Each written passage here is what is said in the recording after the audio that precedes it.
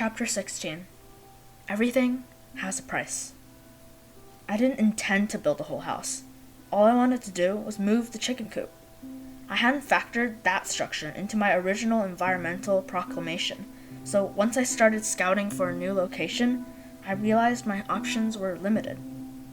The eastern beach were too narrow, and too crowded when you throw in the expanding garden, so the only other alternative was the hill.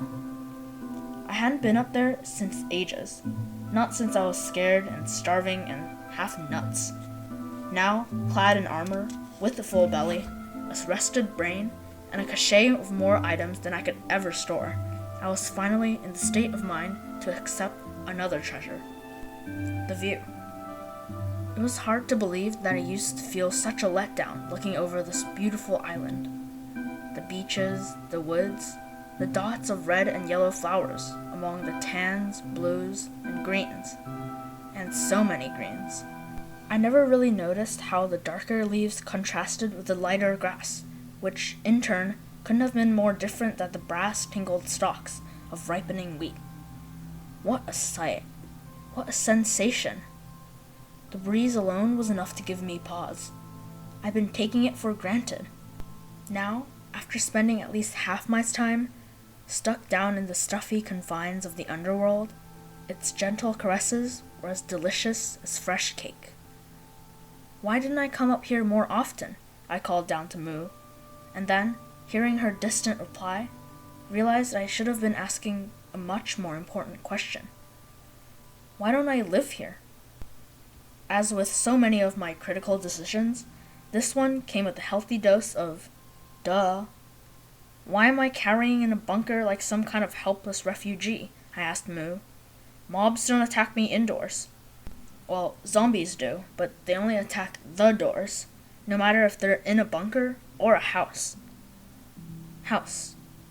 I tingled at the idea. A proper home above ground. Civilized. Normal. New priority, I proclaimed to the animals, and got right to work mapping out the foundation. Construction took a full 4 weeks, which included acquiring all the required materials. At first, I considered stone. All that mining had filled several chests with it.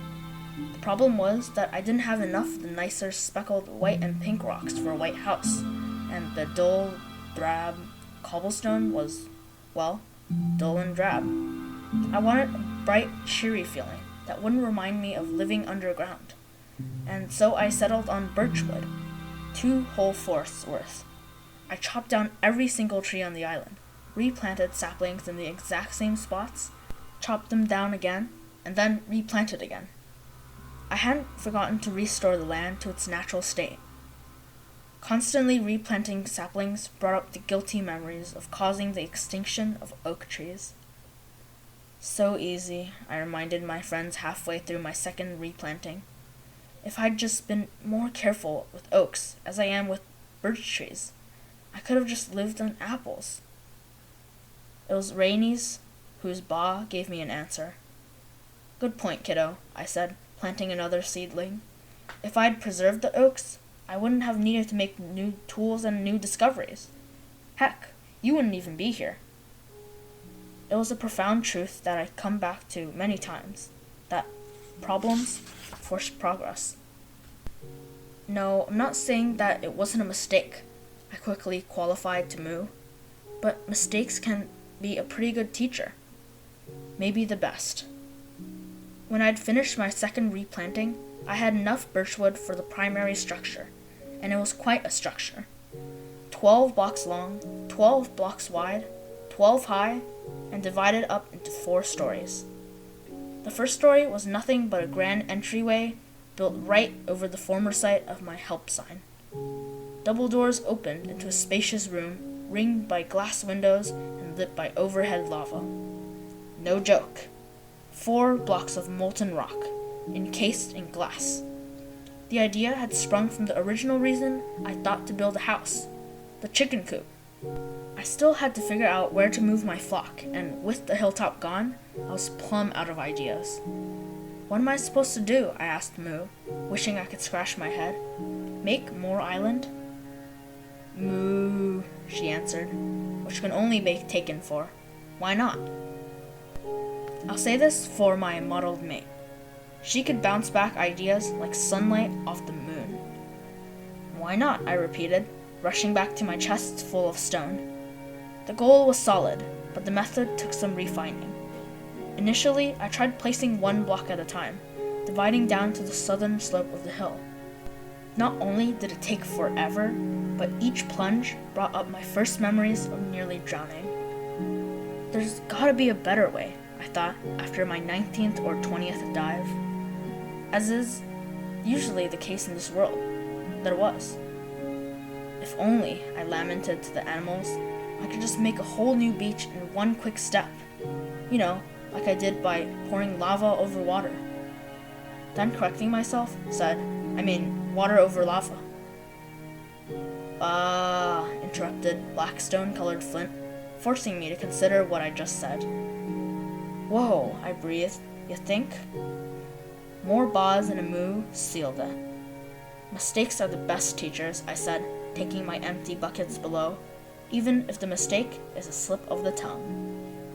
Of all the difficult, dangerous tasks I accomplished on this island, making more island turned out to be a cinch. Don't ask me why the lava's safe and cool in an iron bucket, or why it's molten hot again the moment you pour it back out, or why when you pour it on water it creates cobblestone, not blackstone. But all these things happened just as I described. Before I knew it, I had a cobblestone platform jutting out the southern shore of the hill. Not only it was big enough for a new coop, the fact that I could safely scoop up the lava gave me another idea. 3 buckets later, I had my entryway lighting, which, by the way, illuminated a ground floor lava of blackstone. Ironically, the cooled rock had proved more difficult to obtain than its liquid variety. Eventually, it took a pickaxe crafted from the last of my diamonds, but in the end, I had a smooth, black, lava-lit entryway. And that was only the first floor. 1 story up was my wraparound kitchen, a furnace in each corner with chests and crafting tables, linings in each wall. I learned that wooden slabs, the same kind that made my upper floors and ceilings, could also be used as shelves. I made 8 shelves in total, 2 for each wall. I pictured how each would look with scrumptious, ever-fresh cakes on them, which would be infinitely more civilized than eating them off the floor. The 3rd floor was my grand bedroom. A double bed looked across the carpeted floor. That's right, carpet. Experimenting with wool taught me that 2 blocks side by side got me 3 thin, flat carpet squares that could be laid right over an existing floor, and in 5 colors. The standard wool of colors: black, gray, white, and red and yellow, the 2 types of flowers. Remember when I tried to eat those flowers and holding them in my hand had gotten me the potential to make dye? And remember when I crafted my first bed and the white wool had changed to a red blanket? Well, both of those memories clicked together in a multicolored checkerboard carpet lining the edges of my bedroom. Not the middle, mind you. The middle was reserved for my hot tub. You heard me. This invention was my architectural masterpiece. Recalling how my crafting table had torched on the canyon's blackstone floor got me thinking about a safe way to transfer heat. The final product was a complicated but spectacular achievement that serviced 3 of the floors. It was the inner core of my entire structure, a transparent tower of glass, lava, glass, and water. It lit the first 2 floors and gave me an unheard-of luxury for the 3rd. I couldn't believe the sensation of dipping my body into that steaming pool. What a decadence! It relaxed every muscle in my body. It worked out nerves I didn't know I had. I loved my hot tub so much, I even built trapdoors in the ceiling above it, so after a hard day of work, I could strip off my armor and drop right in. Oh, did I mention the top floor was my workshop? I built it larger than the other floors, 14 by 14, and encased it in floor-to-ceiling fences. This allowed the heat from my furnaces to be carried away by the ocean breeze. Like the kitchen, I stacked the corners with furnaces and lined the walls with chests, crafting tables, and my inimitable anvil. Standing on the roof allowed me to see farther beyond the horizon, which in turn gave me another idea: a watchtower. I'd already used some of my overflowing cobblestone to build an external staircase behind the back of my house. Starting on the former space of my earthen hut, it allowed me to zip from floor to floor in no time, and without ruining the uncluttered layout of my house. Initially, I thought I'd finish at the roof, but then seeing the view from up there, and seeing that I still had a ridiculous surplus of cobblestone, I looked up at the passing clouds and thought, why stop now? Up and up I went, laying a new floor every 10 blocks or so to break any accidental falls, and placing torches in open windows. Those windows let in progressively colder wind. By the next morning, I could feel my teeth starting to chatter. Last floor, I said, as the cobblestone in my pack ran out. Laying the last stone, I looked up to the square opening above and saw white. I had walked right up into a cloud. I'm not being poetic here. I mean, the tower was so tall that I was standing inside the white, wet mist of a moving cloud. As it slowly drifted past me, I looked down and gasped. My island was so small, just this little patch of green and brown among the endless blue. And that was the only land in sight. I was so high up that even the square edges of the horizon were visible, and yet there was nothing else but ocean. I'm truly alone in this world, I thought, and the reaffirmation of that cold truth might have been the subconscious reason for my next and final addition to my mansion. Like the tower, it was situated behind the house, to the right of the stairwell, and accessed through a doorway at the back of the first floor. It was a spacious room, constructed entirely of sandstone. I chose sandstone over birch for a very practical reason. It was easier to clean, and I needed this room to be as clean as possible. After all, this was my bathroom. To the right of the door was a sink for washing my hands.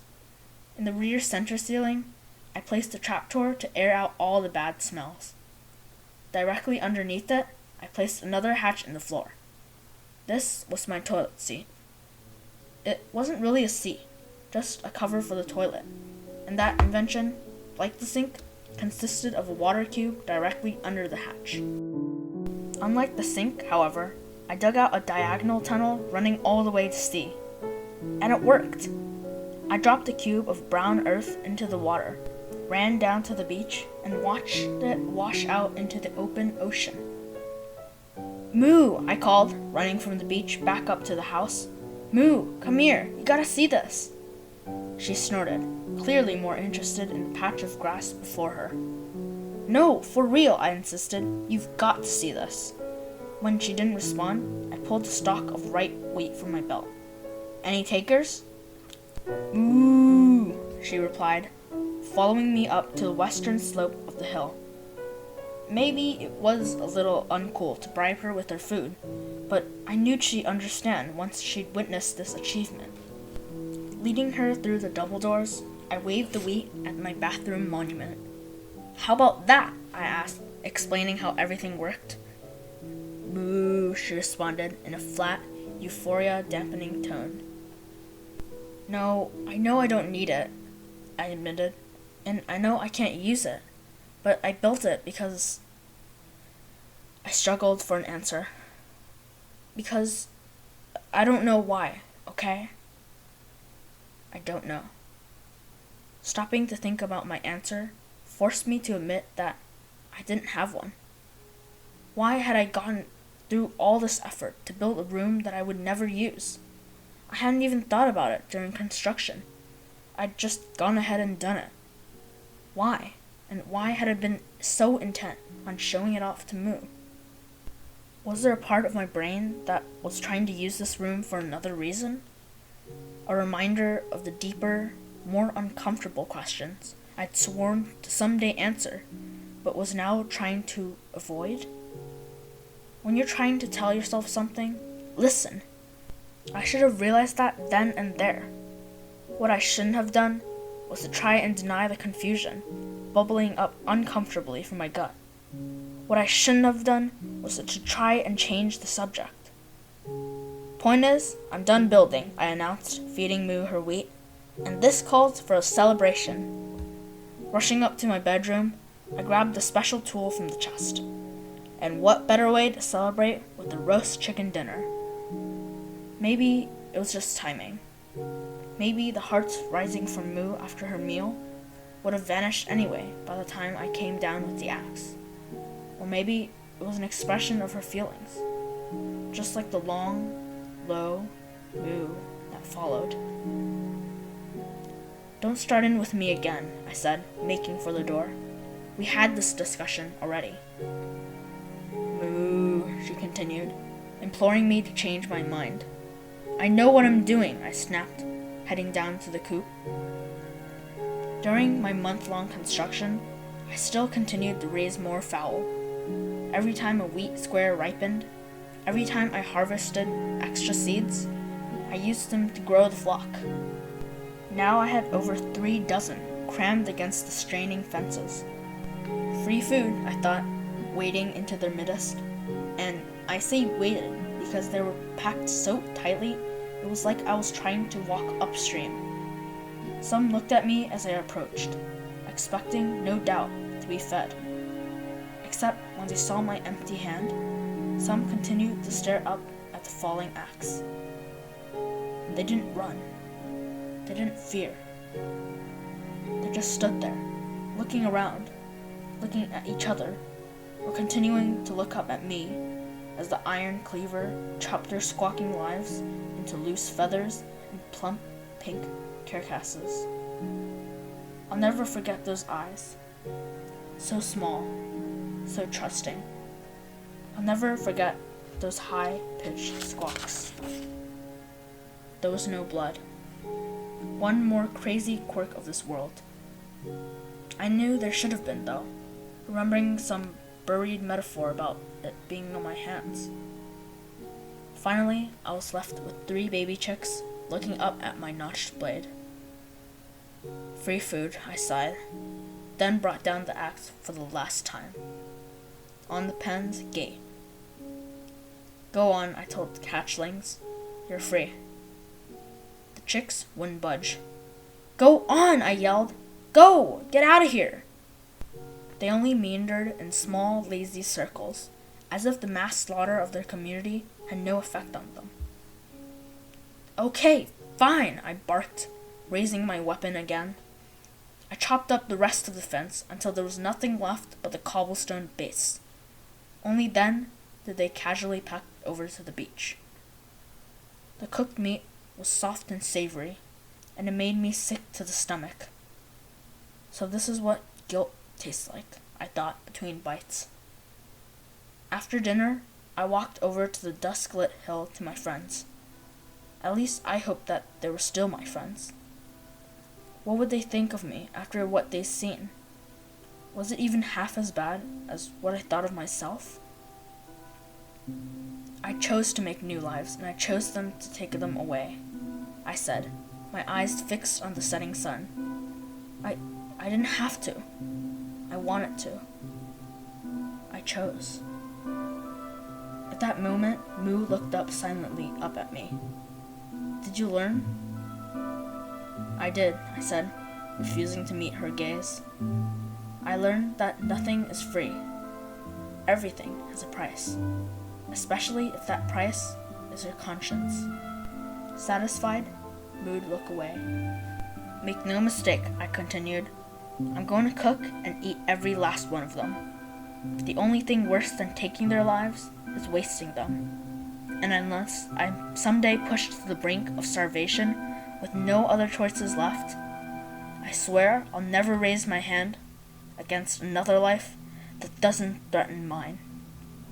And at that moment, Moo shuffled just a little bit closer to me, offering a forgiveness I didn't feel I deserved.